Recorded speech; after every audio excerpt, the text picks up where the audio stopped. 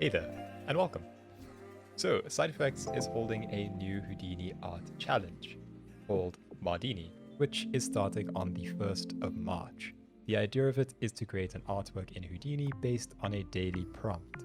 That prompt is basically just a theme to base your artwork around.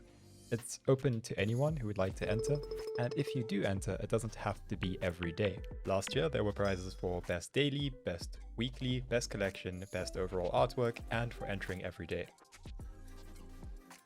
So, as you may know, I won Best Collection in last year's Who Lie Art Challenge, and I've decided to do a daily review video for each day's entries. I'm going to be talking about the winning entries, what makes them so good, and then I'm also going to be talking about some of the other entries. I'll go over what I like about them, what I think could maybe be changed, and how they could have been winning entries in my opinion. So if you'd like me to review your entry, feel free to tag me on Instagram at 9_between. So with all of that comes a bit of a disclaimer. Everything that I'm saying here is my own opinion. It doesn't make it right or wrong. I'm just trying to give a critique that the artist can work from and hopefully something that you can learn from as well. I'm not trying to make fun of or insult or belittle any of the artists. I'm merely just trying to give some feedback in an entertaining way. So let's get straight into it. In third place in the images category for day 20 hidden, we have this entry by Zen Shep. And what they have here is a single Houdini node. This is the bevel node, and inside of the node, you have all of these office workers getting their jobs done. So firstly, this is very smart having this Houdini related object. And inside of here, what's hidden from all of us are these little workers that do all of the jobs that our nodes do. And so this is a great little scene that they have here. There's variation in color. They've done a great job of reusing geometry and things, right? So these desks with the monitor, keyboard, chassis and chair setup is repeated. Same thing with these little dudes sitting over there, the office workers, and they just have variation in color. So each of these office workers is a different color.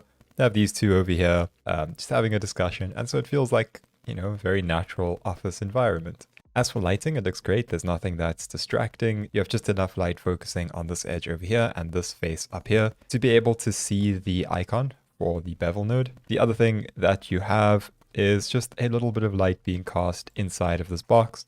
So there's good ambient light, because if it was too dark, you wouldn't be able to see all of this. It's a very smart take on the topic, and I think it's awesome. So yeah, great work from Zen Shep.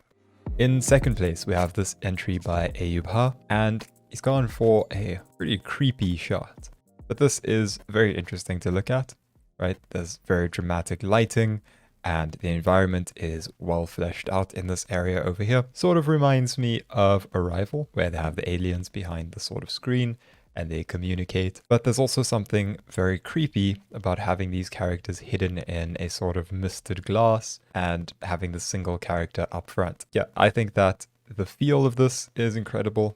They have very good texturing and lighting, and they don't really have any color, right? That's not the important part of this. It's more about composition, contrast, lighting, and the overall feel. And I think that the overall feel is excellent. So yeah, wonderful job from Ayub Ha. And in first place, we have this entry by Nico Klein. And this is so cute. It's so good. They have this little mouse in the hole in the wall. Over here, it's a fridge. So this mouse is next to the fridge over here. All of that's out of focus. That's not really the important part. What you need to know is that this is a sort of household environment. And then this over here is contrasted as it's the house of this mouse. There's some very cool elements, right? So they have the sardine can over here as the mouse's bed. Upstairs, they have these pieces of cheese that they've been collecting. And so this tells a really good story, and you kind of feel for this mouse because he's just sort of living his own life. He's got his own thing going on here, and it's a wonderful contrast, right? This is hidden from us in our day-to-day lives, but what Nico Klein is showing here is that there is life beyond what we immediately notice. And so yeah, this is an excellent job. Can't fault him at all on this one. Brilliant stuff from Nico Klein. In third place in the animation category, we have this entry by Carl Kraus. And so this is an extremely abstract and artistic work. So at first glance, it's just a bunch of panels, right? You have the black against the gray and the white, and then the center panel seems to be rotated in some way. And as it gets rotated, it reveals a city. And this is incredibly incredibly intelligent, right? The way that it's been crafted, in that you have this black panel running along the center, and the tops of all the buildings are black. You don't get to see any of the light. So it was very well thought out to ensure that there's lighting only on the fronts of the buildings, and the tops of the buildings remain pitch black, right? You rotate out, you get to see the hidden world, and then it rotates back in. I think that this one is awesome. It's extremely unique. I don't think I've ever seen anything like this. So yeah, incredibly smart design by Carl Kraus. In second place, we have this entry by VFX Man 222.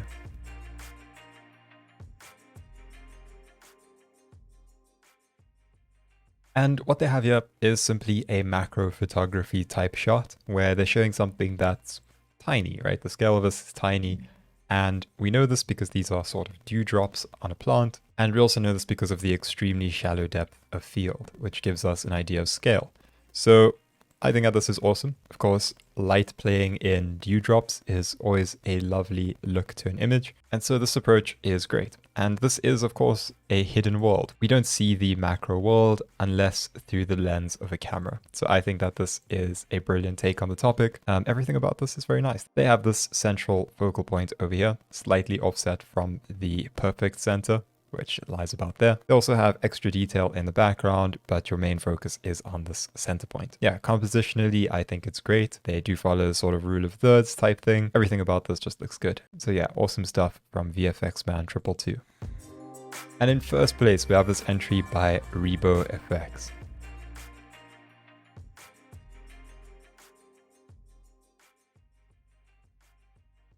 So this is awesome. They have this little character just sitting in this tin can, and they have their whole house set up. It's very similar to the first place entry in the stills category.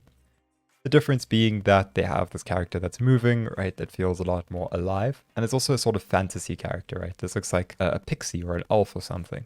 And so they have this in this small container, and it's nice that it pans in. So you get the idea of the scene and a bit of an idea of scale initially, and then it comes in closer. So shallow depth of field, you get the idea of scale once again. Shallow depth of field is incredibly important in giving the idea of scale. So we know that this is in focus, and something very close to it is already out of focus. We know that that's very shallow depth of field. So yeah, you have the tiny bed and what looks to be a cork of some kind that this character is sitting on. Everything about this is great. It's reminiscent of old school animation, you know, a sort of Bugs Life type of thing. And yeah, I love it. It has a great feel to it. So awesome stuff by Rebo Effects. Cordon Bleu. More importantly, they're boiled. You donkey! Fatal Exit with a pixel art renderer.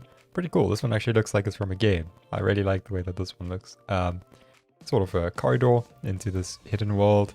But my favorite part's actually these pillars on the side, because I really like the gradient on this. This sort of pixelated gradient from this brown to purple. Actually, no, it's not brown. Whatever color that is, to purple to brown to gray. It's really nice. This one is one entry where you can really appreciate this cop's renderer. I think that the pixel rendering style is awesome. So yeah, awesome stuff by Fatal Exit. This one from Demago Hayes Hugo is also really good.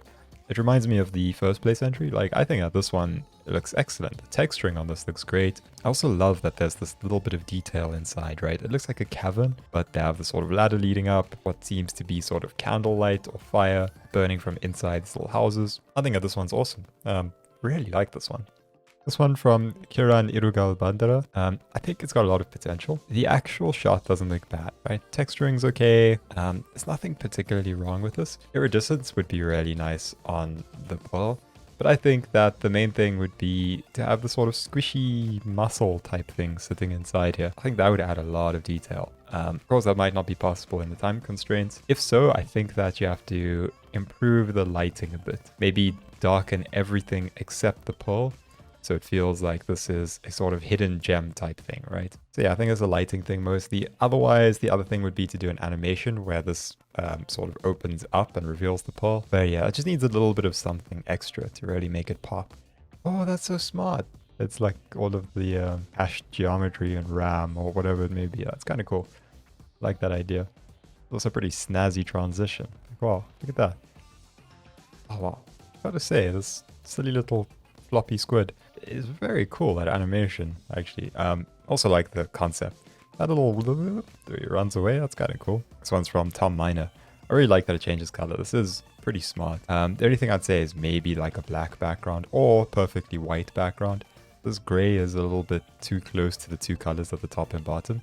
It'd also be kind of cool if maybe the texture was a little bit different. So maybe it was like rings, right? So like rings of blue or something, and then it falls, and it's maybe like stripes. Then you really get the idea across. I know that that's a lot more tricky, but I think it would be awesome. Do something like that. That's a sick entry though. This one from Trevor J is pretty awesome. The particles that sort of stick to this invisible thing. I don't know how you would improve this. This one's tricky. Maybe more particles that are smaller. Actually, no, because then you end up with the bad compression stuff. The bad compression stuff. Maybe this is fine. Maybe two separate particle streams of different colors could be cool. So like blue coming in from the bottom and like pink coming in from the top, and then just sort of like hitting against this thing and revealing it. That could be kind of cool. I don't know, because everything about this is pretty nice. The lighting's good, the background's good. So I'm not actually sure where it really falls short. I think it's cool. Yeah, after going through all the entries, I definitely think that this one from Demago Hayes Hugo is the special mention entry. Looks awesome. The feel to this is great, and it's a sort of cavernous terrain inside of a keyhole. I think it's awesome. Love it from Demago Hayes Hugo. That's going to be it for this video. Sorry about keeping them so brief. I just need to catch up a couple of days. I've had a lot of other stuff to do, so I haven't had too much time to be doing these videos. So I'll do my best to just finish them up, hopefully before the 31st. I'd like to catch up.